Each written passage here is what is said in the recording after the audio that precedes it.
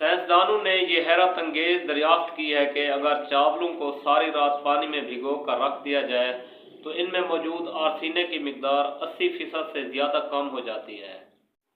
तहकीक से पता चला है कि अगर चावलों को पानी में भिगो कर रख दिया जाए तो चावलों में मौजूद ज़्यादातर इनकी जो आर्सेनिक मिकदार होती है वो पानी में खारिज हो जाती है। और ये तरीका सदियों पहले इस्तेमाल किया जाता था, लेकिन अब ये तरीका कोई इस्तेमाल नहीं करता। पहले, आज से सदियों पहले जो पुराने लोग थे वो पहले यही तरीका इस्तेमाल करते थे।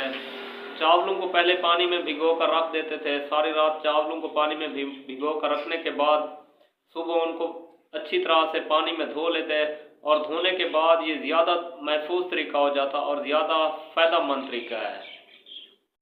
तो मेरे सामने ये इन्फॉर्मेशन आई, मैंने समझा कि अपने दोस्तों को बता दूं। अगर आपने भी कभी चावल बनाने हो तो पानी में रात को उनको भिगो कर रख दें ताकि इसमें मौजूद आर्सेनिक की मिकदार कम हो जाए और सुबह चावलों को साफ़ पानी से धोकर पकाया जाए तो ये ज़्यादा फ़ायदेमंद है।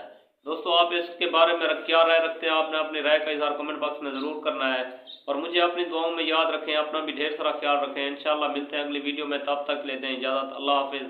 अल्लाह आपको खुश रखे, सलामत रहे।